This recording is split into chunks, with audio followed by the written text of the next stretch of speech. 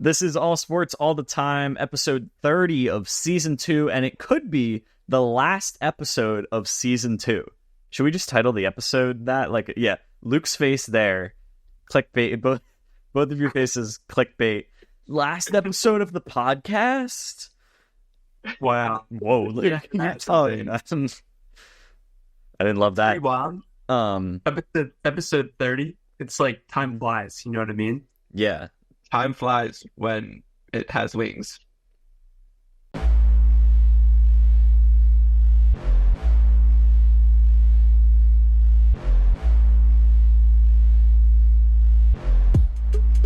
Kind of. Yeah. How many? Tuesday. No.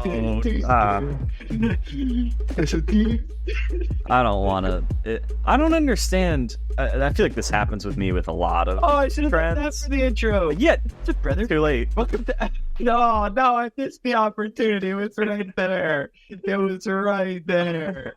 Dang. What would you have done if you had this idea now? Okay.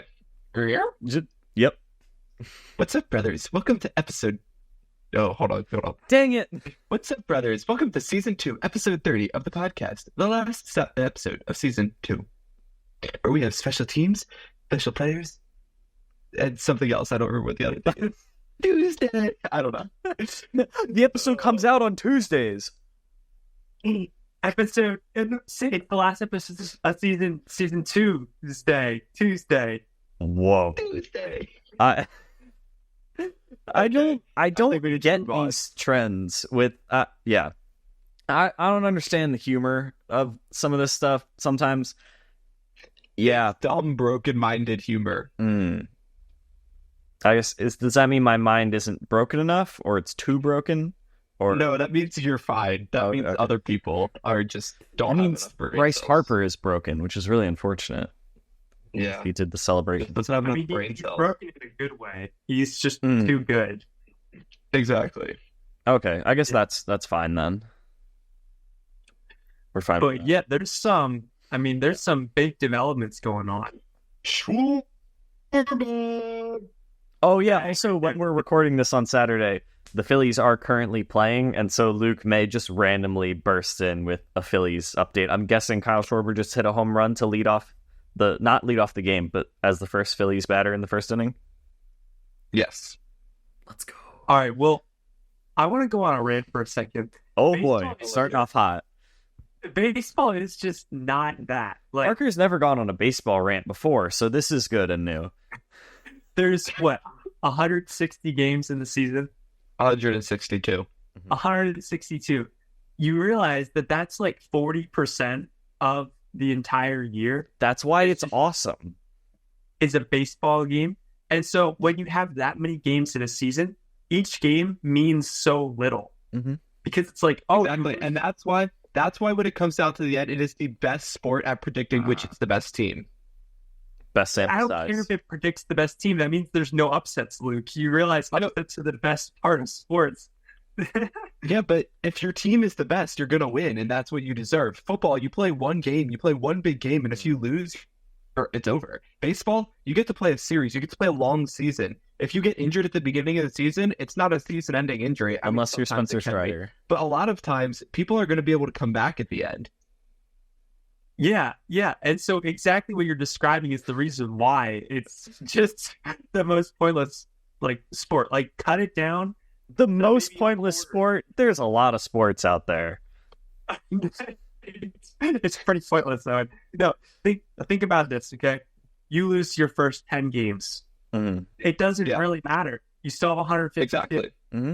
And so what happens is the players probably just care so little about each and every game. And you see it, you see it in the NBA. There's load management, but there's even more so in the MLB. It's wild how these guys that literally, it's not a whole lot of cardio, they still are getting rested on certain nights. And it just makes no sense to me. Like, the standings, just don't even matter really. And I just really don't like that baseball is that big of a season. It just doesn't make sense. It doesn't compute in my head. And I think that when you have the best teams winning the most amount of games, right? That makes sense. And you have series in the playoffs. I like that. Keep the 7-game series because that will most likely have the best team winning. In the NFL, like you said, it's a one game when the winner takes all type scenario. Football is more impactful, so you can't have 7-game series in football. Mm-hmm. I like the 7-game series. I'm not saying change that. I'm saying make the regular season shorter. There's no reason why it has to be less than. It shouldn't be over 100 games. It makes this, even if you play 100 games, that's still like 30% of the year, is dedicated to a baseball game. Like, and then, you can practice as well if you want and play every single day of the year. But like, why are we having like 45% of the year dedicated to a game, like an actual game where you're playing the other opponent? That means there's like the off season is like tiny. And then you have the spring league or whatever, spring training. And you have like, it's almost like none of it is like there's baseball all the time. And it's like, it's just the worst part because then you just get tired out, and it just like, oh, another baseball game. Like, okay, doesn't mean anything this time. Oh, home run doesn't really matter because there's still 150 other games. Owen, go ahead. I have 3 things. Number 1, money. Baseball makes a bunch of money from people attending the games. So the more games, the more money they make. So if they reduce it, they would make a lot less money. That's just the business. They want money. From the fan side, I think that it's great that there's more games because I'm not as super invested into... I like not being as invested into each game as like the Eagles season. It's emotionally exhausting, Eagles games. It's like they lose the whole week. I'm thinking about how the Eagles lost and I gotta wait a week to see them play again. If the Phillies lose, it's like, we'll go get them again tomorrow. I kind of like the marathon pace of it, where it's like your team will go on a run, and then they'll have a little cold streak, and then, but like every day, almost every day, the consistency of it is you can count on, like, we've got a Phillies game today. And that's fun. The more days that there are Phillies games, the better, in my head. And then a solution, because I don't want us to be complaining about something and not presenting solutions for you. A way you can think about it. Okay, hold on. It just came into my head that I've told Parker this. I told you this as we were our senior year. We had the same last class of the day, the sports English class. Mm-hmm. I forget what it was called. Anyway, I just remembered that I've told you this, and I remember exactly when I did. We were walking down the stairwell to go out the doors to get in our cars and leave early. Anyway, that was weird.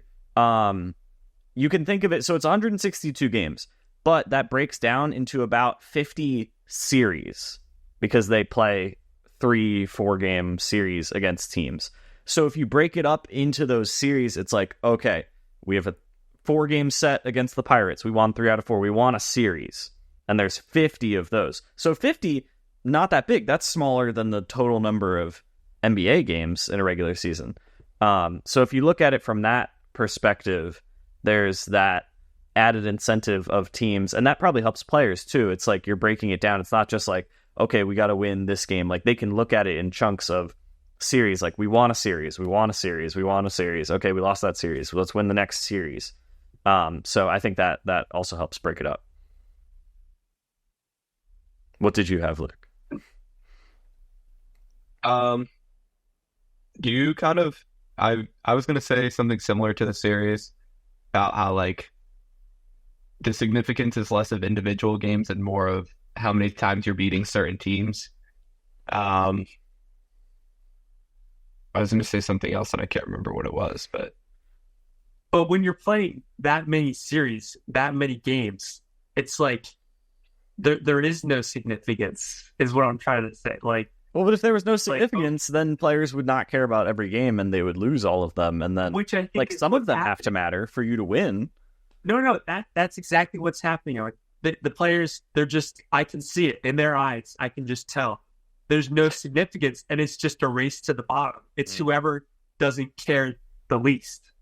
Wait, whoever doesn't care the least or the most? Whoever doesn't care the least is the winner. So whoever cares the most. No, Because if you don't care the least, you care the most, right? No, you don't care the most. You just care a little bit more than the other team, and they both are at the most. They're both at the bottom. So if you had players that didn't care, you wouldn't have a crew called the Daycare that's constantly dumping water and gum on players and celebrating constantly. Just look at the Savannah Bananas. They've revolutionized. Yes, I want to hear Parker's. Tell us about your I take on the wanna go to Savannah the game Bananas, so Parker. bad. The Savannah Bananas have revolutionized the game of baseball. Okay, I guarantee you, there's going to be a whole league that comes out of this that's going to take over the MLB. In my opinion, they make the games fun. They make the games entertaining. They make the games competitive. And they fill stadiums, which baseball teams haven't done since like the 1920s during the Great Depression. And so I need to see this happen. You can't base the A's stadium off of every. You can't base the A's stadium MLB off of games every are MLB team. MLB games are getting like 25 to 30,000 people 162 times. I don't know. I saw a video, and it was a game. It was in the middle of the week. It was like a Thursday at 1 p.m. and there was nobody in that stadium. Mm-hmm. And why are we having games on a random Thursday at 1 p.m.? Makes no sense. I think the Mets had a rain makeup because they had a bunch of games rained out. But anyway, the positive, Savannah Bananas, because I would love to go to a Savannah Bananas game, specifically with Parker. I think that would be so entertaining. We should do that. Guys' night this summer. I'll look up tickets right now. I do. I can call them up. We'll make it happen. Let's make it happen. And Parker, I agree. I think the Savannah Bananas make it fun. I think it's super entertaining. I see a bunch of their clips. It looks like a lot of fun to watch for sure. But in my mind, they're no different than the Harlem Globetrotters of baseball. They put on a show. Like, am I wrong? Is that not what the Harlem Globetrotters are? Like, don't they just put on a show? Like, well, the Globetrotters, they always win. So, like, it's rigged in that way. Yeah. But the performance aspect of it, yes. But, like, that's the thing. It's also, like, there's parts of it with the Savannah Bananas. It's like a scripted thing. It's not like... Some of it. Yeah. But the winner... I think the Savannah Bananas do lose. So I think there's that. I think they do. They do. The Savannah Bananas... I don't think... They don't play 162 games. This is why I like them. They play a limited number of games. They travel around the world. Well, 162 is a limited number. It's not infinity. Oh, they play an actual real number of games. That's not 162 is a real number. 162 is a real number. Anyway, it's absurd though, is what I'm trying to say. And I think we should talk to the commissioner about this. I don't know who he is, but let's get David Stern and Howie Roseman on this because they need to fix that. Okay, Parker, I'm on the Bananas website. This is really good for your case. Everything is sold out, and you cannot buy tickets for 2024. You have to get on a wait list, similar to the Masters, or like is it just the Masters or like other golf? You have to. There's a lottery. You have to be on the wait list, and there's a lottery list. The Masters. So we could only get tickets for 2025 at this point. And that's the intrigue of it, okay? That's what they should be doing in baseball stadiums. Like make it limited, you know? Don't let everybody into the stadium that wants to go. Because then that's when the intrigue really builds. That's when you can start to just go crazy in terms of ticket prices. Think about it, Parker. But then they can jack up ticket prices. Yeah. And then it's going to be a luxury to go to a game. Imagine there's a son and his dad. The dad makes $60,000 a year. It's a low-income family. Whoa, 60,000 is like just below the average. Hold on. Okay. Low income. 30,000. I mean, right though, with taxes. With the way inflation's going in this country, 60,000 pretty soon. Anyway. Exactly. Sorry, we'll jag it down. We'll go $35,000. There we go. He barely getting by. Like, this dad just wants to bond with his son and enjoy a baseball game, but oh no, they've limited the number of games and seats in a stadium. The tickets are now selling, minimum $230 a piece for each game. Like, how is this dad and son ever gonna, enjoy America's pastime together? That's the beauty of it. You can go to baseball games for 20, $30, sit up high somewhere. It's not a ton of money. And there's still, like, if you want to spend a lot of money, you can get really good seats. But there's ways to just be able to go enjoy America's pastime with your son and bond. No, I do see that point, Luke, and I agree with that point 100%. I think there is a value to that. Cheap tickets, anybody who wants to go can go for not a ton of money. And I do see the value in that. I'm just saying that can still happen in 80 games. That doesn't need to happen in 162 games. And it would create more suspenseful. It wouldn't be, the NBA season is 80 games. Not every game, like if the Sixers lose 3 games in a row, I'm a little worried, but I'm not like dying. If the Eagles lose 3 games in a row, I'm dying, So yeah. An 80-game season, you'd still be, to Owen's point, you'd still be interested in each of the games, but you wouldn't be like hanging on by a thread every single time they play. It'd still be relaxing. It just would have a little bit more weight. But I do also see the point of like basketball games a little bit more intense, I think. I don't know, maybe you guys think different, but baseball, it's like not quite as much cardio, not quite as much. Like... Exactly. That's the thing. They're able to play 162 games because of the, like, it's not putting as much strain on their bodies. Right. Pitchers, their arms. I think that's why it's important that they have a deep starting rotation and deep bullpen, because pitching, 80 pitches many times a year, that definitely puts strain on your arm for sure when you're throwing it 95 miles an hour. But like, I think that's why they're able to play that.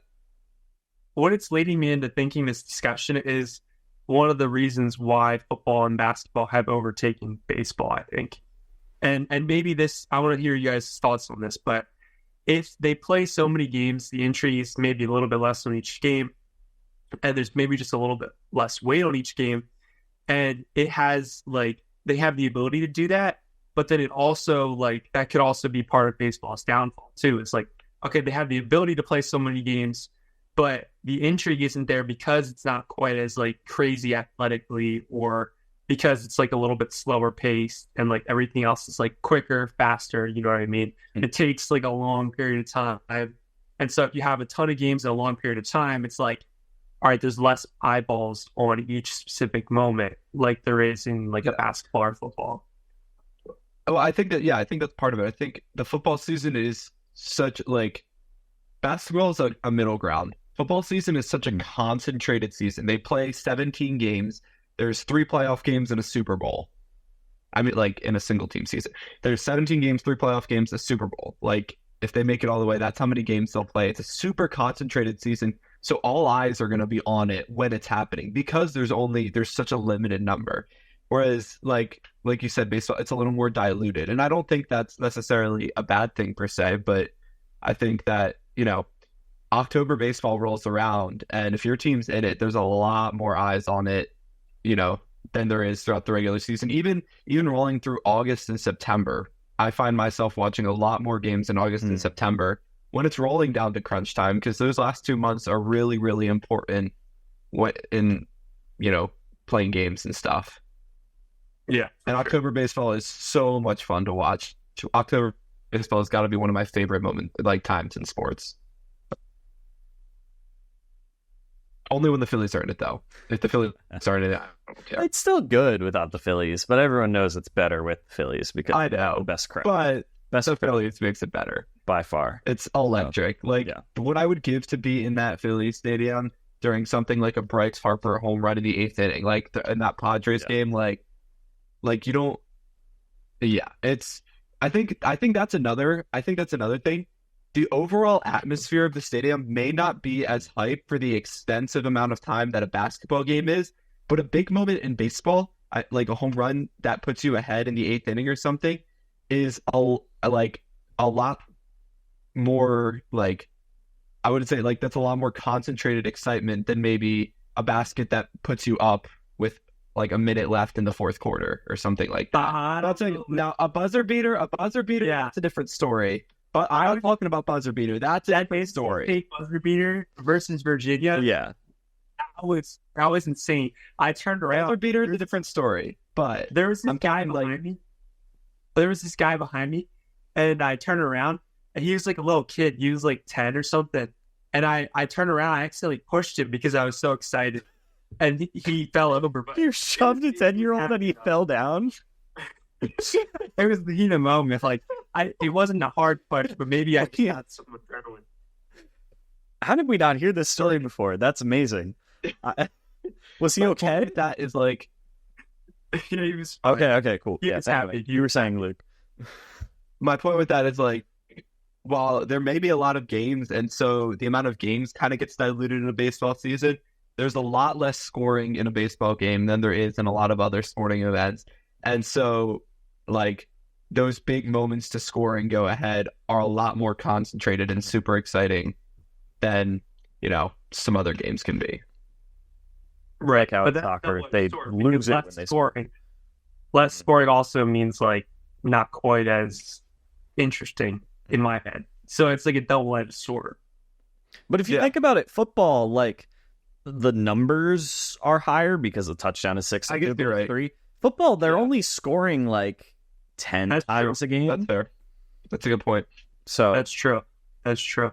yeah, Unless it's like Miami versus Denver. yeah. When the Dolphins are going to drop 70, that is a little bit different. But the Diamondbacks put up like 20 runs in a game already this year, so stuff like that That's true. does happen. That's true. Yeah, I didn't think we were going to start off this episode with 20 minutes of in-depth analysis of the state of baseball, but And it was a good friendly. It was a friendly debate. I think this is going to be a debate for the rest of our lives. I agree, and I don't think there needs to be a solid conclusion. And at the end of the day, it comes down to what you find enjoyable. And if I enjoy watching baseball and Parker doesn't, that's okay. Yeah, Yeah. very true. Hey, guys, you know what else I find really enjoyable?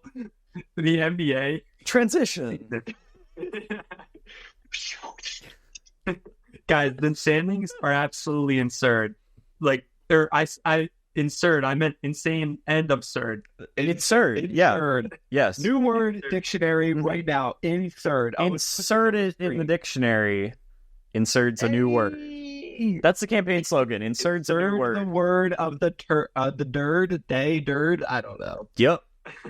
Anyway, Yeah. the standings. I'm pretty sure Luke doesn't know what these standings are, so I want to ask him about it. I want to ask him. See if he can guess. Standings quiz. Yeah. And obviously, also- I know it so well. We're recording this on Saturday. The final day of the regular season is Sunday. So we're recording this before the last day of the season when they're set. But this episode is going to come out once they are set. So this is a specific moment in time of the standings. Yes, specific moment in time, and this moment is pretty wild. This day is pretty wild.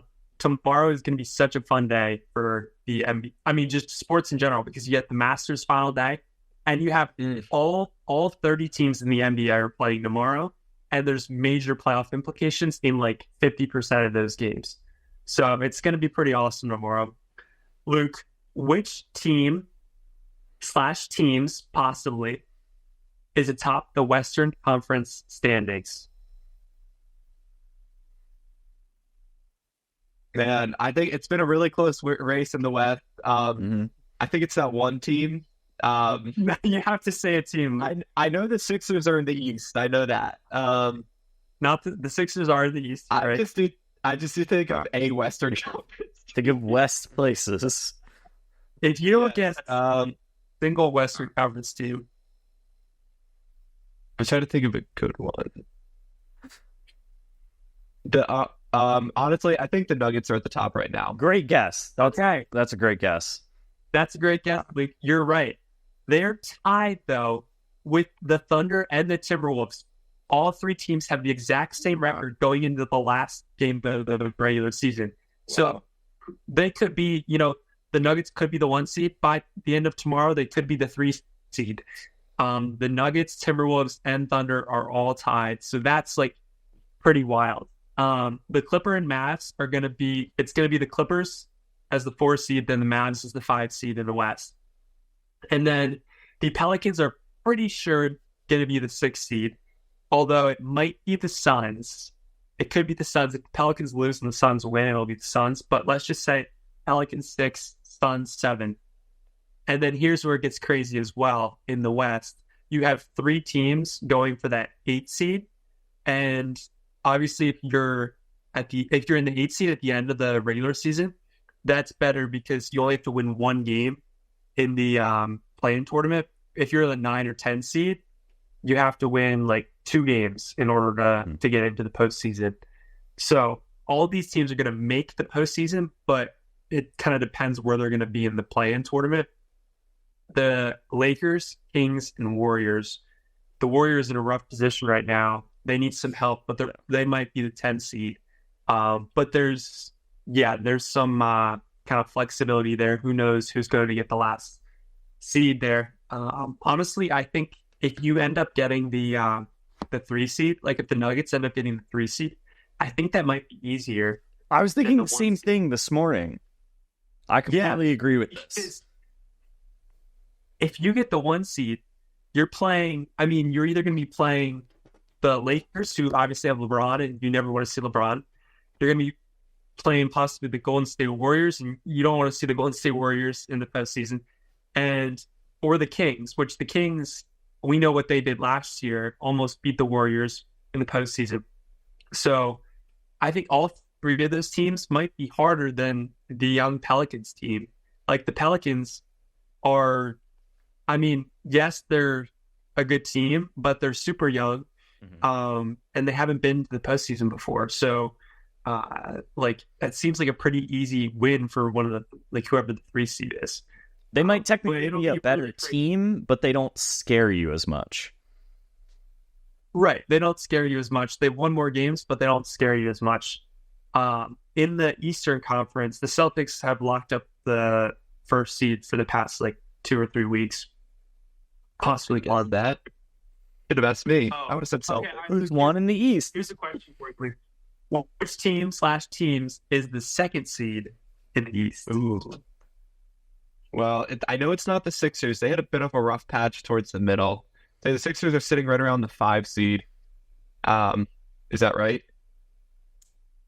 Not right around. They're close. They're currently sitting. Well, we'll get to that. Okay. You said the 2nd seed, right? 2nd.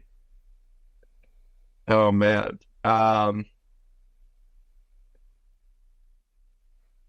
right. Let me give you a hint. Doc Rivers. Greek. Yeah. Doc Rivers is good. Oh, the Bucks. Yeah. Yeah, the Bucks. Yeah. So Doc Rivers is with the Bucks now. I don't think Luke would have known that though. No, I didn't. I got it from Parker saying Greek. Yeah. I was being too hard. Yeah. I give you too easy of a hit. I'll give you too hard of a hit. Yeah. But they're tied. So there's also a tie atop in the Eastern Conference standings too, because they're tied with the Knicks right now. So New York Knicks and the Bucks, they're tied. I thought the Knicks were bad. I thought they were supposed to be bad. No, they're actually they just stole every Villanova player. They have Josh Hart, Dante DiVincenzo, Jalen Brunson, and then they traded for OG Anunoby, and they just have some big athletic centers. And Jalen Brunson just kind of runs the show, and they're actually pretty good. The Knicks they're a good team. But here's another question for you, Luke. Okay, there's 3 teams tied right now for. Well, I guess you could say it for 5th. They're 5th, 6th, and 7th. Yeah. Okay? The Sixers are one of those teams that are tied. What are the other 2 teams? Ooh. Here's a hint for one. They played yesterday. Ooh. They played Yes. Who did the Sixers play last night? I saw the score notification. I always get the score notifications. It was a crucial win because they won yesterday, so now they're both tied in the standings. If they would have lost, they would have been 2 games back. Yeah. Who did they play yesterday? All right, I'll give you another hint. I don't think you're going to get it. I have no idea who they played yesterday. They're close to me. Owen? The hint is Owen. Owen. Where am I? Well, the Magic. Yeah. There you go. 1 out of There 2. you go. So it's the Sixers, Magic, and I don't think that he's going to get the last one out. Do you know what give me a team hint. plays in Indiana? The Pacers. Okay, Okay, nice. all right, yeah. I know, Yeah. like I wasn't sure. I just either, like if I see where they're from, like their abbreviation, I'll probably be able to get the team. Okay. Okay. Wait, let's test this real quick. Oh boy. Let me go through the Eastern Conference. Detroit, The Pistons, Washington, Wizards, Charlotte, Hornets, I feel Toronto. good if he got Charlotte. Raptors. All right, let me just try a really got fun one it. real quick. If he got the Charlotte Hornets, I feel confident he can get everybody else. Portland. Trailblazers. Oh yeah, he's got it. He's got Blocked. it. Wait. Let me. I may not. More. I may not be able to recall them very easily, but if you say if you say the city, I'll probably be able to get who it is. All right, let me just That's do good. one We more. underestimated you. We now. I also don't know the conferences very well. Parker wants to stump you now. He's determined. Salt Lake City. Jazz. No. That was messed up, Parker. That's not. It's the Utah Jazz. What Salt Salt Lake City then? It's not. Oh, was mean. I just thought maybe you were trying to trick me, like, oh, the Jazz are in Salt Lake City, so I'm going to give you where they are instead of just Utah. No, That was so dumb. That was messed up. There's no Salt Lake City. So anyway, Yeah. It's gonna be a crazy last day, and I hope, I'm crossing my fingers. I want the Sixers to not be in the play-in tournament. That'd be ideal. Yeah. A 5 or a 6 seed would be great. Mhm. If they're a 5 seed, or sorry, if they're a 5 or 6, they might be playing the Magic again, and they just beat the Magic. And if with Embiid healthy, I feel very confident they'll beat the Magic. A 6 seed might be better though, because if they end up playing the 3 seed, that'd be the Knicks. I think they can beat the Knicks. Mhm. But then more importantly, they wouldn't be playing the Celtics until the Eastern Conference Finals. And we want to avoid that. So- Yeah, so the farther they can get without playing the Celtics, I think honestly, I mean, I'm biased, but with Embiid back, they've won the last 7 games. They haven't lost since Embiid has come back, right? They're on a 7-game win streak. Obviously, they had a slump, but they were one of the top seeds in the East before Embiid got hurt, and now they're one of the top seeds again. And Embiid just means so much for the team that I really think that they can get as far into the postseason. This is my expectation for them, that they'll get as far as they can without playing the Celtics. So if they meet them in the second round, they'll probably lose. If they meet them in the third round, then they'll lose in the finals, in the Eastern Conference Finals. I don't think they can beat the Celtics. I think the Celtics are just too good. They've added Porzingis. Derek White has gotten better. Tatum, Jaylen Brown have an extra year of postseason experience under their belt. I think it's going to be Celtics on a crash course with whoever makes it out of the West. Mhm. I think this is my prediction. We get into predictions here because, I mean, well, why not, right? We should all Go for predict it. the postseason. I think it's going to be Celtics versus whoever can make it out of the West, obviously. And I think the Nuggets just have too much. I think a rematch is in store. It's a basic pick. A rematch? Okay, all right. That's not a It's rematch. basic. Have they played before? I don't think it's a rematch. Didn't they? Who the Nuggets beat? No, the Nuggets Heat. beat the Heat last year. Yeah. One of the that's less true. memorable Celtics finals. last year. Yeah. Yeah, and I think they're on the crash course. Celtics Yeah. versus Nuggets. The Nuggets have The two too much, favorites. in my opinion. Like they have too much size. I really want OKC or the Timberwolves. Those are the two contenders. But I feel like they're both just too young this year, and then next year is when they take over. Is kind of what my thought process is. And then Luka. I mean, what if Luka just drags the Mavericks to the finals? What if Luka? Okay, Luka would be insane if he wins like the finals. What if the Mavs win the finals? I'll make my pick now. I think the Mavericks are going to the finals Really? because we talked about the Sixers being on, they're on the longest win streak right now, but the Mavericks have won like, I think 10 of their last 12. Like they're not on like that exact winning streak, but like in the past month, they've been on a crazy run. Luka's been ridiculous this year. Kyrie's obviously amazing. And they also have a really good defense, which we kind of overlook because it's like Luka and Kyrie scorers, but then around them, they have great defense also. So just to not be boring, the Nuggets will probably go, but I'll pick the Mavericks versus the Sixers. Yes. You think the Sixers can get past the Celtics? I think that with the way the East is this year, that they kind of have, not that they have to do it, but this is one of the better opportunities. We've said that like half of the years that the Sixers are in the playoffs. Like this is and then they lose the best time for them to do it. Yeah, but we have Nick Nurse, and I trust Nick Nurse more than any other coach that the Sixers have had before. So I think that a Philly versus Dallas NBA Finals would be pretty interesting because in football we would us versus Dallas, but like we don't really care about the Dallas Mavericks as much. So the Philly versus Dallas dynamic would be fun because like you would have Eagles and Cowboys fans against each other, but they're not as angry at each other as they normally are, and that would just be really interesting to me. But yeah, the Celtics are a better team.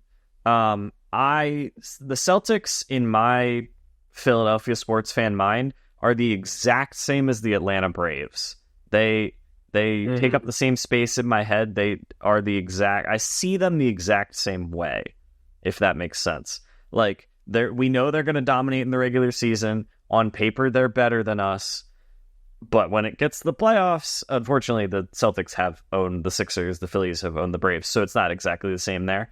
But the team that's a powerhouse that we don't want to win, that we're probably going to have to end up facing, is the Braves and the Celtics. And so they're like the same in that way in my head. So the Celtics haven't won a championship yet, which is great. The Braves have won one, could have been a lot more. So just every year, I enjoy so much seeing the Celtics lose in the playoffs and seeing the Braves lose in the playoffs. So hopefully, maybe the Sixers can pull a Phillies, and Celtics are better, but maybe we'll finally beat them for once. It is interesting. It's like, it's crazy. Stuff can happen. Like, it's very rare in the NBA postseason that the better team doesn't end up winning, because you have 7 games to prove yourself, and so even if you play bad in 2 of the games, it's fine. It's only when the matchups are so close that, for the most part, that there's like a little bit of an upset, because it can go to 7 games if the teams are going back and forth. But then you have like some veteran teams, like you have like we said, you don't want to see the Warriors or the Lakers because they've got veterans, Anthony Davis, LeBron James, Draymond, Clay, Curry, that can like muck up a series and like win games they're not supposed to win. Like they're outmatched, but then they still somehow win the game, like the Warriors did last season. And then you have just the Miami Heat, who somehow every year Eric Spoelstra just like gets them to win a series, and then Jimmy Butler just like goes nuclear.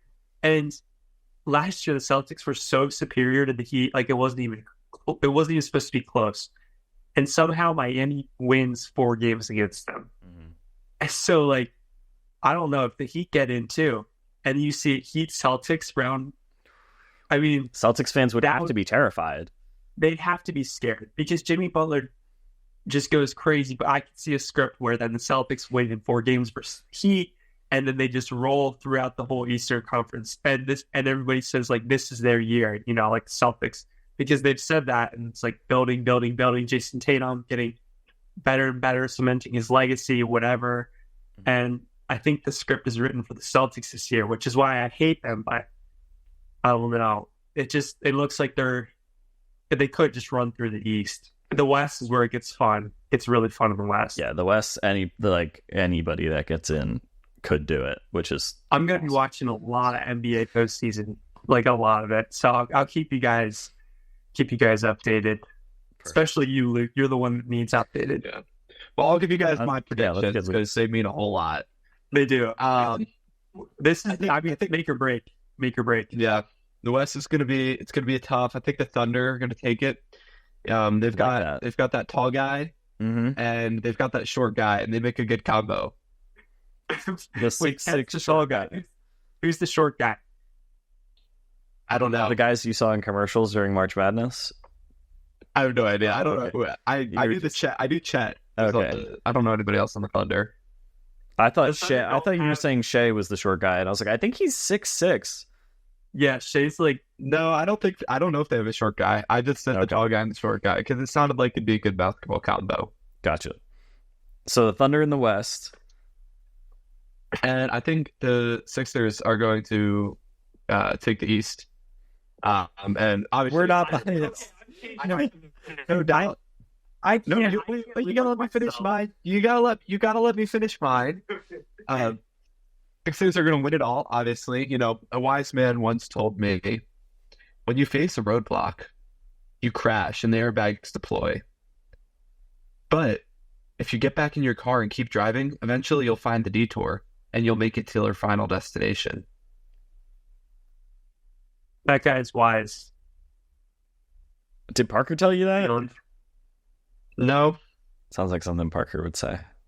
All right, I'm changing my pick. It's too boring. I'm worried, Parker. I don't think you can take the Sixers because if we all take the Sixers, I feel like it's jinxed then, you know? No, I won't take him out. So that I okay, that was my concern. All right. My first pick, Nuggets Celtics with Celtics winning. That's the chalk. That's the boring pick. Mhm. This is my electric fun pick. We go Timberwolves, led by Anthony Edwards. Just goes nuclear. Anthony Edwards averages 35 a game. Mhm.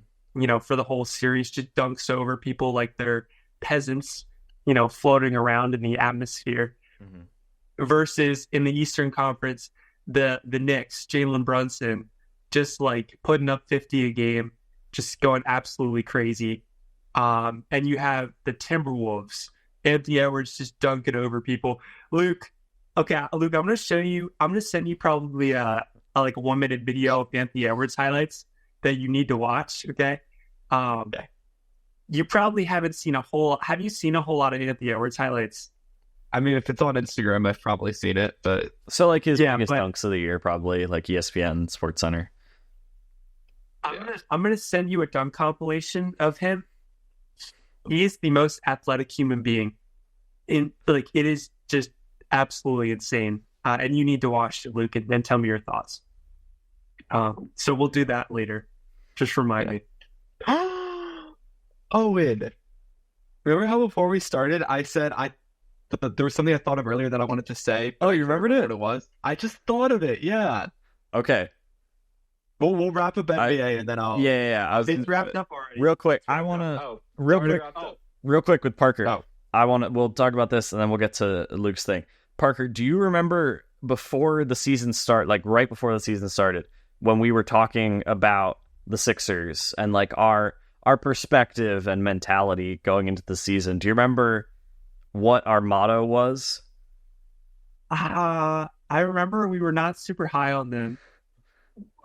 What did we say? Like something about if they make the postseason or something, we'll be happy or something like that. We said we were going to embrace the chaos because Embrace the chaos. this year's team is just weird and we had no idea how it was going to work out. Like, what's Kelly Oubre going to do? What's Tyrese Maxey going to do? Is Embiid going to stay healthy? Like, how's Nick Nurse going to affect it? It was just like everything was weird.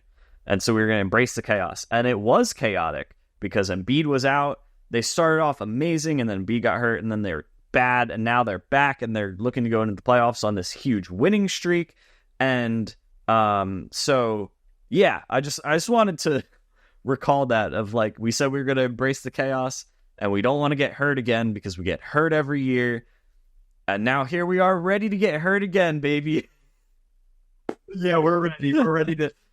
I mean, I'm ready to watch the Celtics destroy us in 5 years. Yeah. Be absolutely Mhm. just so sad. But Because maybe let's expect the worst this year.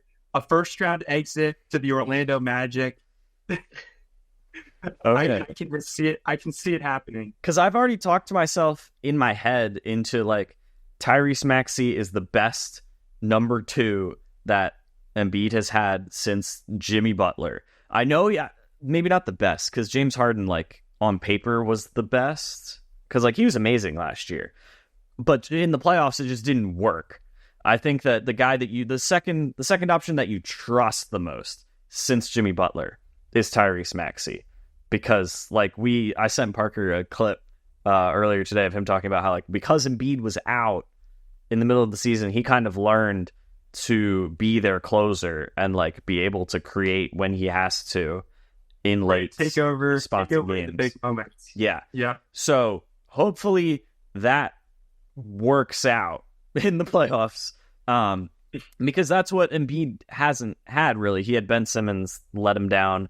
James Harden carried them for 2 games against the Celtics, but then when they needed him the most, let him down. Jimmy Butler's the only guy who's really like stepped up with Embiid in the playoffs. And so if Maxey can do that, they have, I wish I'd written down the stat. I'm sure you've seen it, Parker, but like Maxey and Embiid as a duo in the games that they've played with the Sixers, like when they're both playing, the Sixers winning percentage is the same as the Celtics has been all year. Like higher. They're higher than Celtics pace when those two play together. Obviously it's a smaller sample size, but like they're elite when both of those guys are on the court. So again, just talked myself into the Sixers being able to do it because Tyrese Maxey is really good and I trust him. But then next thing you know, Maxey's like missing a 3 in crunch time and we don't trust him. And so it can go horribly wrong, which scares me. Yeah, no, I agree with you, Owen. Yeah. I wonder if I can pull up the Maxey and Embiid box plus minus when they're both on the floor. Oh, it's got it. It's one. It's got to be. They're amazing. Ridiculous. So, embracing the chaos is maybe that should really just be like the Philadelphia fan motto: embrace the chaos. Because like we did it with the Sixers because we had low expectations and we didn't know what was going to happen. They could be amazing, they could be terrible. I think we need to embrace the chaos with the Phillies because they're a weird team the way they're constructed. Like the offense can be really slow and terrible, and then everyone heats up at the same time and they're just hitting 4 home runs a game. Embrace that chaos. The Eagles, I don't know, they're not like that chaotic really, which is nice. The Eagles kind of give us some stability. We need a break from the chaos with the Eagles. For the great collapse of 2024 or 2023, I guess, technically. Yeah, that wasn't even chaos, though. That was just like a slow decline. Like we all saw it coming. There wasn't really like up and down. It was just like, oh, this is going horribly wrong, and we all see it. Yeah. So maybe, I don't know exactly. It was chaotic at points when we still had hope, but then eventually that fizzled out. So, yeah. While Parker's looking up their box plus minus, it's going to be great. So, shout out to Tyrese Maxey appreciation. If we didn't have Tyrese Maxey, Joel Embiid would be all by himself, and it'd be so sad. It would be like, man, Embiid's time got wasted, but Maxey, you're our hope. What was it that you remembered, Luke? Oh, I read a report a few days ago or maybe it was earlier today or yesterday. I don't remember when I read it. But I read a report basically saying that Tom Brady would not be opposed to coming out of retirement. And I read that. I was like, oh, that's total crap. Like, nah, he's not coming out of retirement. There's no way.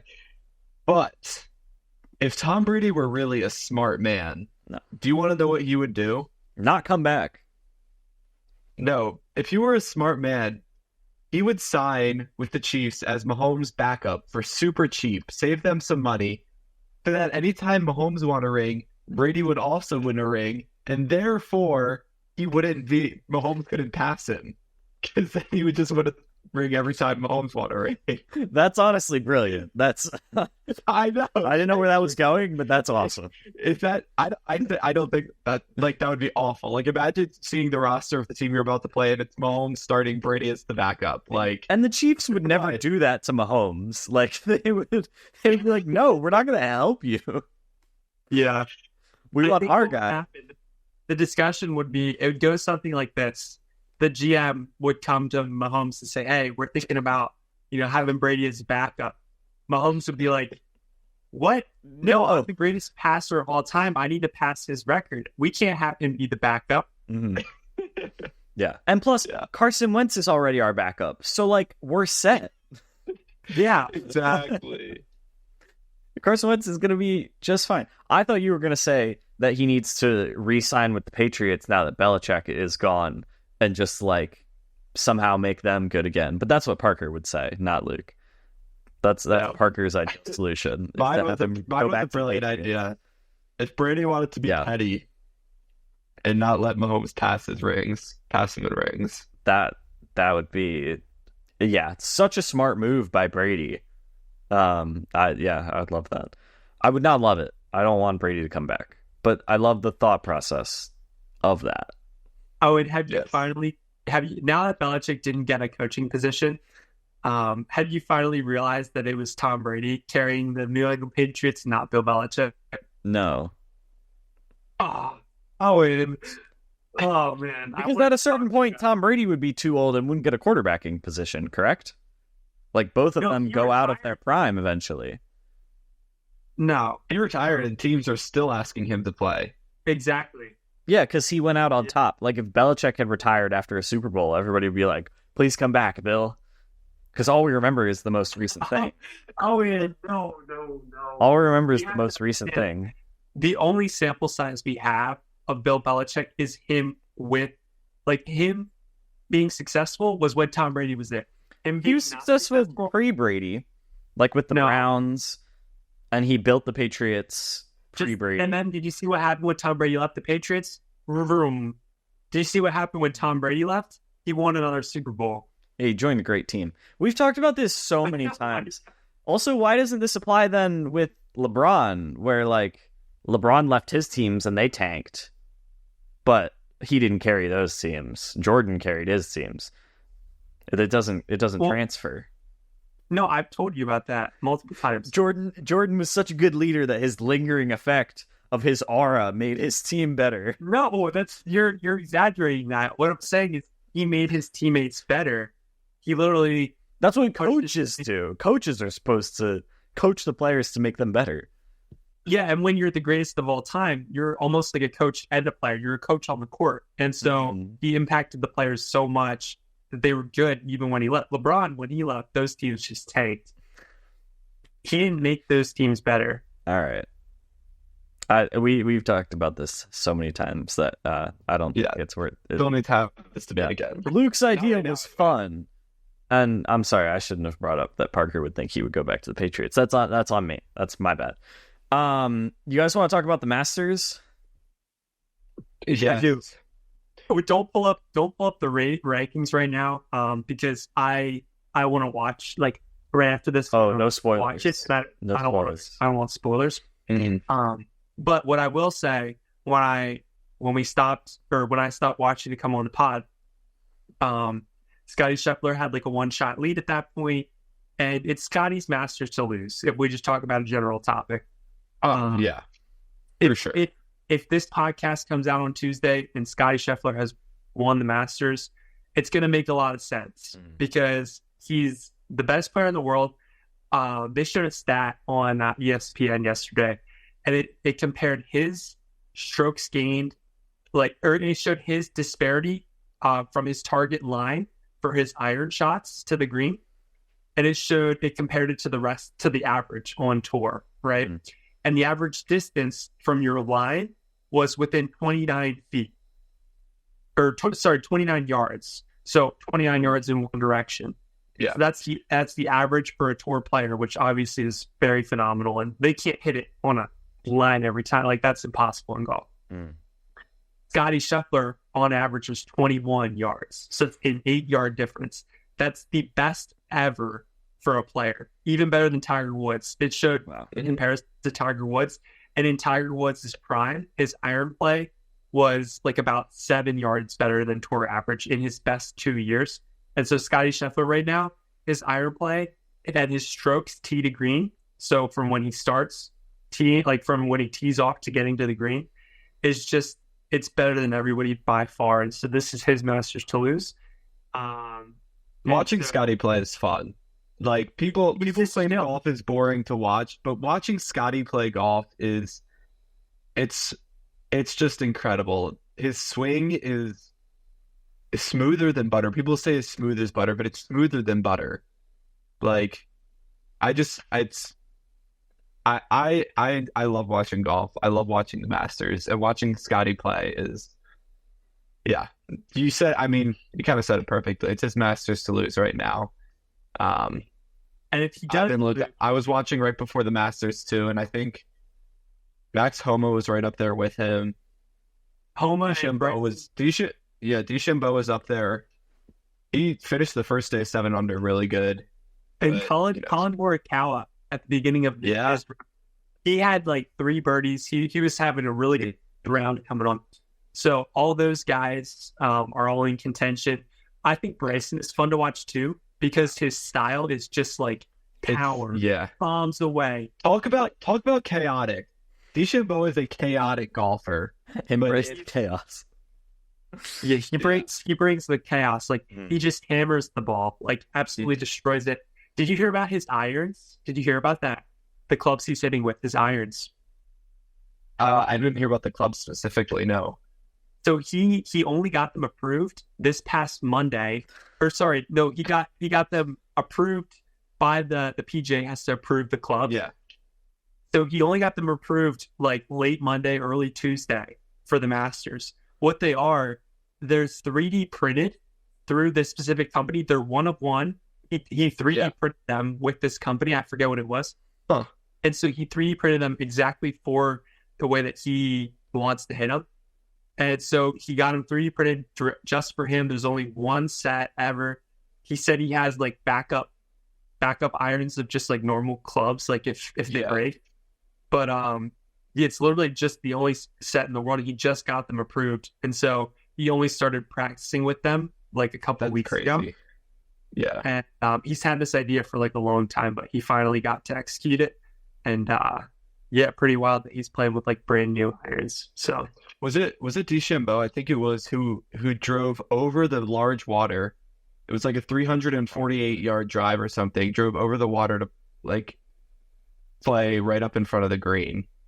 Yeah, he hit it. I don't think he went over water per se, but he went all the way to the water. I think there was like we're thinking a different hole then. I think. Okay. I don't know. I saw a clip. Sounds like something earlier today.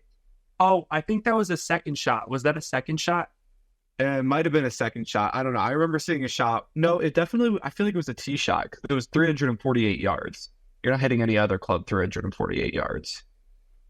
I mean, unless you go DOD, but like, yeah, I don't know, but I don't know. I'll have to find it and send it to you. I don't. One of the par fives.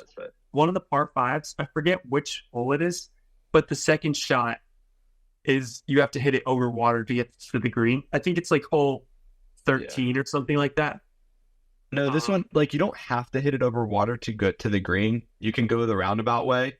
But they said, like, nobody in competition has, like, people have done it in practice to try and drive over the water to lay up right in front of the green as opposed to going around. But I don't remember if it was DeChambeau or if it was somebody else, but they went over the water for the first time in an actual tour competition match. And that's pretty crazy. Absolutely killed it. I'm going to find it now. But yeah, like, it's just been so entertaining to watch. Yeah, no, you're right. It has. I love golf, and guess what? You guys were teasing or whatever, joking earlier that I was so old, 2/3 of the way to 30, this and that. Mm-hmm. I'm so jealous. If you better take me. Guess what, guys? Next year, I get to enter the lottery. Luke knew exactly where that was going. Oh, I've been counting down the days. I've been counting down the days till I can enter the lottery. And hey, who knows? You know, one year closer next year. That's what I'm most looking forward to when I turn 21. It's not, you know, that I'm able to drink or whatever. It's that I get to enter the Masters. Like I get to enter the lottery. And so I'm just looking forward to that so much. I remember either when you were 18 or not. I think when you were 18. Yeah, because I was still at home then. You like looked into signing up for the lottery and then realized, oh, it's not 18, it's 21. And your mom was way more upset about it than I expected. She was like, if they can go to war when they're 18, why can't they go to the Masters? It was really funny. That is funny. I remember that was like pretty close after I turned 18. Yeah. And I was like, man, I can do all these things now. You know, I can get stocks and stuff. And yeah, just couldn't enter the Masters. It's a tradition unlike any other, including the draft. Yeah. Yep. I found the clip. It was an old clip. It wasn't this year. And it was DeChambeau. It also wasn't the Masters, but I know this clip, Luke. I know this clip. Yeah. I just saw it, so I guess I associated it with the Masters, but okay, I know what you're talking about. That was definitely just not Augusta National. I can hear it wasn't. But no, I don't know. It was a yeah. There was like a whole ocean that he went over. Yeah, 370 yards. Yeah, it's insane. I don't know. Yeah, he's just. What do I wish to be able to hit a driver 370 yards? Hey, downwind someday. I don't know. You can't hold a downwind, downhill, and I'm still not hitting it 300 on pavement, it'll keep bouncing. Yeah, maybe if it hits the cart path a few times, hit it down a ski slope. Just stand at the and then I can't find my ball because it's in snow. Well, nobody said there had to be snow on the slope at the time. It's fair. I don't know as much about the Masters, but what I do know about golf is that I'm better at it than Luke. We just recently discovered this. So, yeah, Parker took Luke to this golf simulator place in Lancaster City like a couple months ago. Like 2 months ago. Or like, a month and a half ago. Yeah. And then more recently, he took me. And before we started, he said, all right, Owen, Luke and I were 2 over, I believe was the line, or 2 or 3 over. And we were doing a scramble. We were slightly over par. Yeah, we were doing a scramble. And so, best ball, me and Parker, and it was Parker and Luke. And Parker and I finished 1 stroke better than Parker and Luke did. So the only difference is me and Luke. Parker, I'm sure, played exactly. What did you guys play at? So I have no idea. Yeah, so I knew Luke. This is what I was going to say as well. We played St. Andrews, the old course. Pebble Beach is arguably harder. I mean, there's a lot more water on that course. You're literally playing on the side of a cliff. Come on now. If we look at it from an unbiased perspective, that is definitely true. Pebble Beach is definitely harder. But I don't know. You guys have to debate this one out because. Oh, and I think you should just 1v1 me. I think that's the only way to settle this. That's right. We gotta do that. Yeah. Another guys' night idea. Add it to the list. Yep. Guys' night idea. We're going golfing. Yep. 1v1 or Owen Parker. Obviously, Parker, you'll play with us, but you're ultimately the judge. Mm-hmm. You can't let me. I'll be the judge. Yeah. I'll be the judge, and I will official. I'll play, but I'll be the official as well. Yeah. Yes. I'm gonna get smoked. I'm not good at golf. I just wanted to be able to tell everyone that I did better than Luke. Well, no, we would give Owen a couple shots. Give me a handicap. You get a handicap for sure. We figure out how many shots to give Owen. Yeah. Depending on the course, depending on the condition, we'll give Owen. I'm gonna play my best round ever that did it too. I hope you know that. Then I'll just take credit for motivating you and I'll be the reason you played your best round ever. So, win-win. You know what? That's A-okay. That is A-okay. Win-win for Something- us. Say that until I'm on hole 13 and I've just like hit 12 shots to get to the hole and Well- I'm like practically in tears. Something electric. That's golf. Yeah. All right, I'm just saying this. Whenever me and Luke go golfing, something electric usually happens. Last year I chipped in. Last year Luke also chipped in over at Overlook. I chipped in down in Tanglewood. Or no, was that Tanglewood or no? That was might have been, was that Honeybrook? Was it Fox Chase? I think it might have been, was it Fox? Just keep naming courses. I didn't play Honeybrook with you, so if I it think was it with was me, it Tanglewood. wasn't. It was Tanglewood, I think. And yeah, usually, and then we ended, I mean, the legendary Blake Placid. I mean, like, Oh, can't top that. can't top that. You got to run it back this year for sure. Oh yeah, we're running it back. We'll win again. So like something of just course. normally electric always happens on the course. I mean, year one, the dads beat us, but ultimately they're washed, they're old. Like Yeah, we're just getting into our prime. Like at this point, it's only uphill. Like I wish we had someone 100%. documenting those competitions, because that would be like if you made a documentary style, like, yeah, covering of that event, that would be so much fun to watch. Sit down interviews, like trash talk and like, yeah, and then you cover it like hilarious. That'd be pretty hilarious. You just see like me and Luke slice our ball like just right, and we just like are looking for it. You just see us like looking for the ball for like 10 minutes. Like yeah, it's just on time lapse. like 10 minutes later, looking. cut it to I don't know, guys, can't find it. Yeah, that'd be very entertaining to watch. Yeah, like the cameraman, like office style filming, the cameraman like catches you cheating, like replacing another ball or something. You're like, no, wait.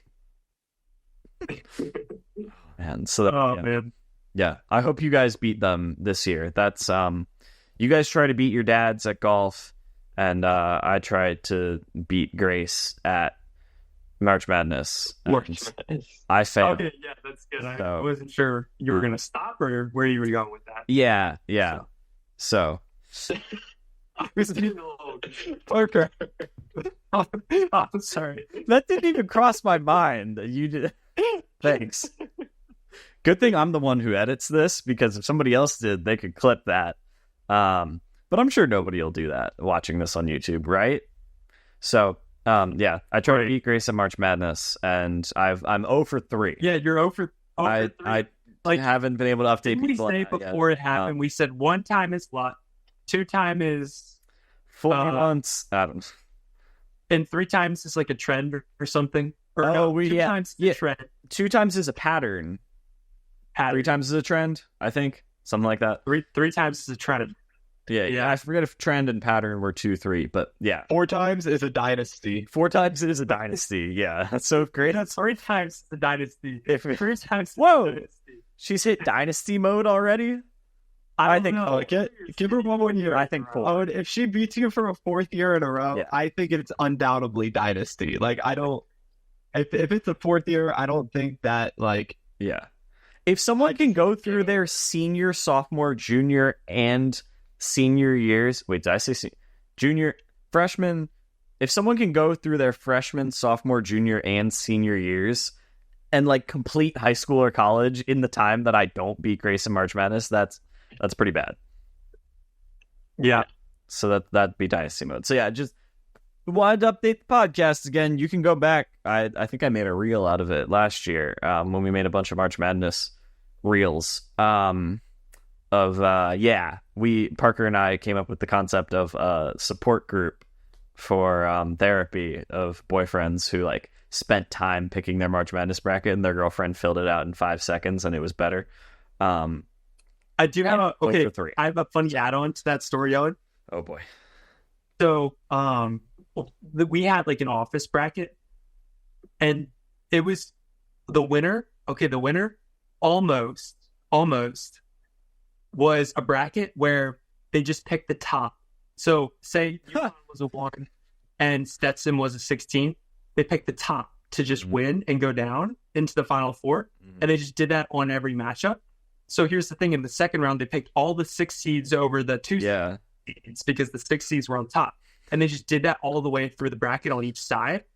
And then when they got to the Final Four, they had all the 1 seeds in the Final Four. And so that means they got 2 out of the 4 Final Four. And they picked UConn versus Purdue in the championship game. And because UConn was on the top, and the reason they picked Purdue over Houston was because Purdue chicken. Like, they just like Purdue chicken. They were like, hold on. I like Purdue chicken so much that I'm going to scratch the strategy of the whole bracket and picking who's higher. This takes precedence over that. Yes. So it was just the top every time, but then they picked Purdue for that one reason, and they picked Purdue to win in the championship because of that reason. The chicken. So if Purdue would have won the championship, that bracket would have won. Instead, they got like 5th. Wow. They should have stuck with the top strategy. It would have cost them Purdue, but it would have gotten them the champion. That sucks. Wow. You can't trust chicken. But like, I thought that was just wild. That bracket actually had a chance to win. Yeah. There was also 2 Obama brackets. Those not as good. Well, they were pretty solid. They had UConn winning. Yeah. But I figured it out. Like, nobody said anything about it. And then I looked at Obama's bracket and I was like, wait a second, this looks very similar.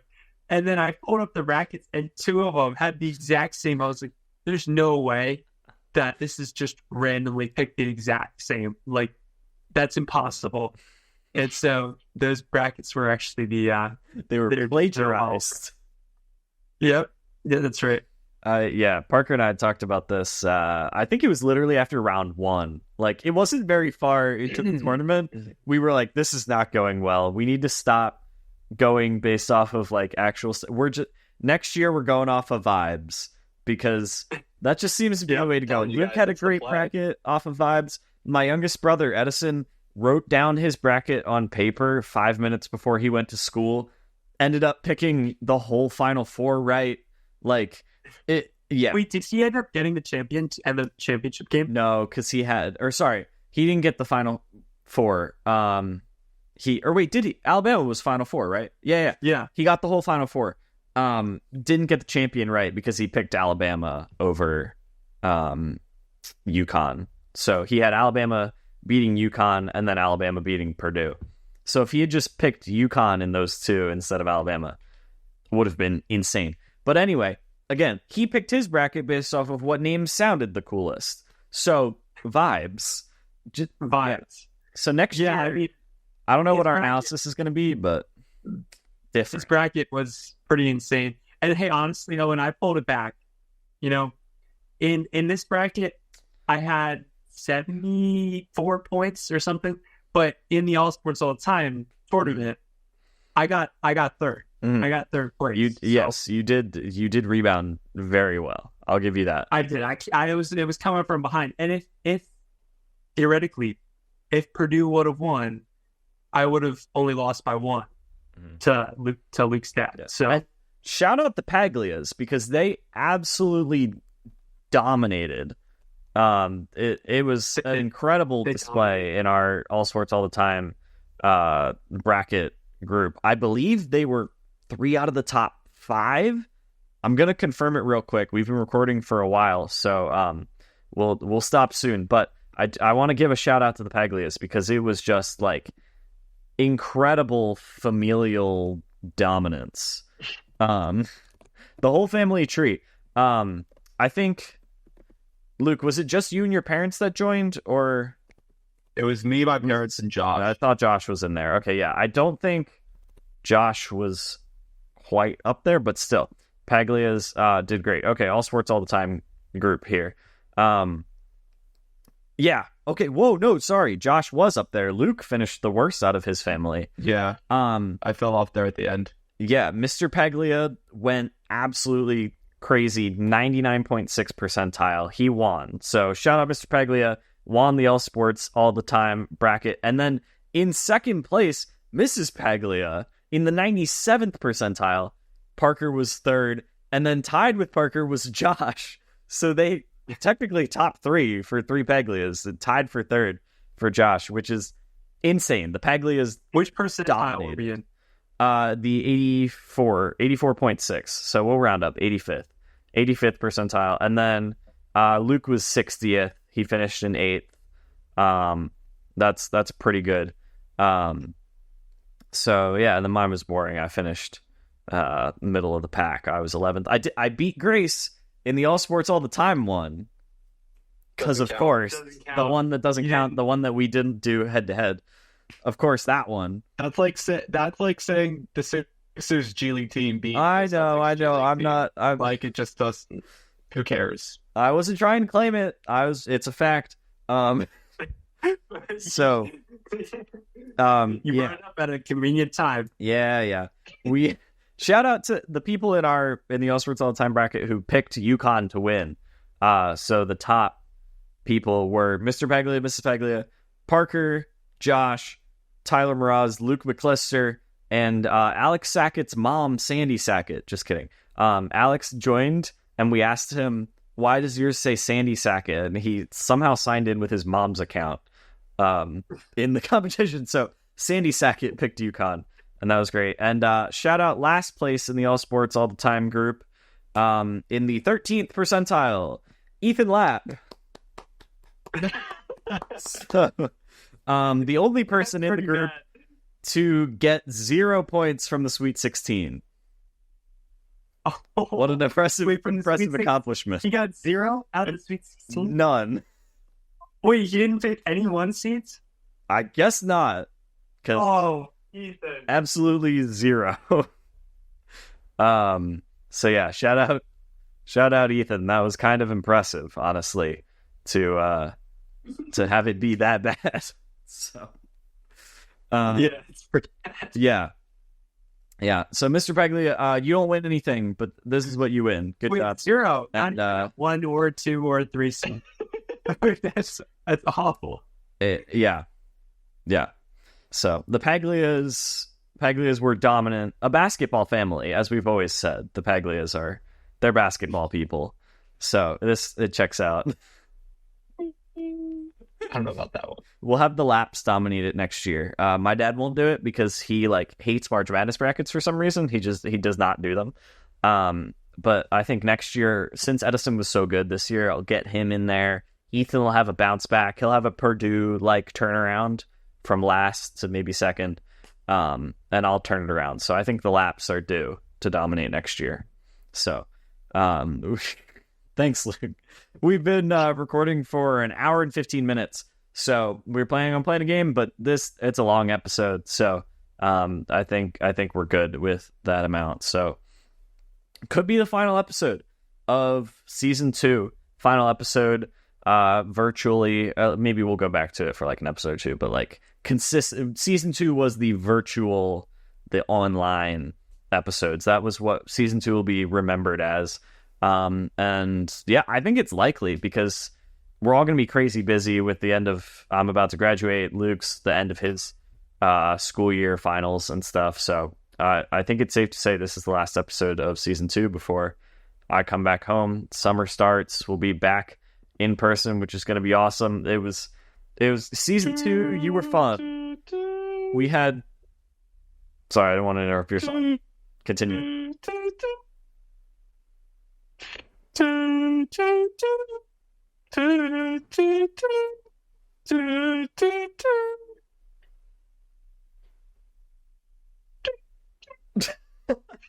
So, how many seasons are in a regular TV show? 20 to 25 ish?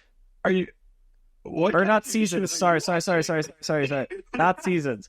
Episodes in a season. Episodes in a season. Yeah, I'd say around anywhere between 20 and 30. Okay, so we kind of hit the peak. This is like a TV show. If you wanna go through season 2, it's season 2 of a TV show. And season 1 was 4 TV shows. The pilot season was 162. like a baseball season. Yeah, exactly. And are you claiming that the podcast is diluted and not fun? Way too much. Way too much. I mean, that was from 2019. That was over the span of 3 years. Yeah, that's true.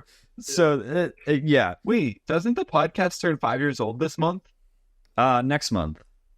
Next month, okay. Because it's like, we don't have it's like the first week of June. So, technically, a month and a half. So, maybe start of season 3 will be the podcast turn 5 years old today. Wait, yeah, that's perfect. Because it'll be like the start of summer. Maybe the summer starts like a little bit before. But like, yeah, we can kick off season 3. Special episode. That's so smart, Luke. I love that idea. So yeah, season 2 was a fun one. We had a lot of guests. It was a unique season. I was in Florida for pretty much all of it, almost all of it, except for like a couple episodes. But yeah, so excited to be back recording in person. So we're in Florida for an episode? Yeah, it was episode like 2, I think, of season 2. Wow. It was like right when we brought it back, because we were talking about Trey Turner. We saw Trey Turner's first ever hit as a Philly. Not like regular season, but like his first spring training hit as a Philly, which is really the first. So yeah, it was a fun season. Thank you guys. I'm so excited to be doing episodes in person again because it's just better. Me too. It's season 2 is great. The vibes are there in person. It's just different. So it just is elite. Yeah. So looking forward to that. Hope you guys enjoyed this though. And we've gained a lot of subscribers over season 2. So maybe some of you who are new haven't seen consistent in-person content. So I'm excited for you guys to be able to experience that. Go Sixers. Go Scotty Scheffler. He seems like the person. Go Phillies. We're rooting for. Go Phillies. Oh yeah. Before we go, Luke. They're losing again. It's 3-2. The Pirates are winning. Dang it. Okay, I was gonna say they were losing when we started, but maybe they're winning now. Nope. They're still losing. So hopefully they come back. But it doesn't matter anyway, right, Parker? Because it's 162 games. So even if they lose today, they're fine. All right, episode 30. Luke, do you want to sign off with what you couldn't sign on with? No, it doesn't work. It doesn't work as a goodbye? No. Okay. Well, but I will say this. Guys, take this with wise words of wisdom. Hear me out. Parker, take it away. Oh, that was just a setup.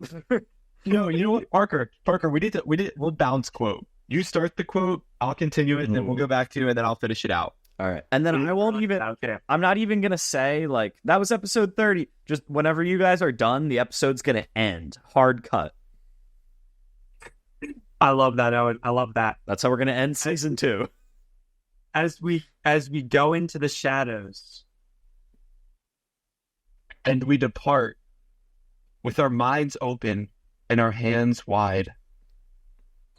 The warm butter melting slowly through the crevices of our face.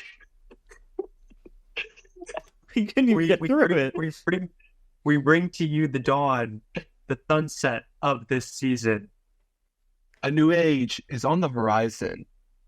And you guys, stay tuned for more information. Go to www.thispodcast.com. Cut. Okay. And that's how we end season 2.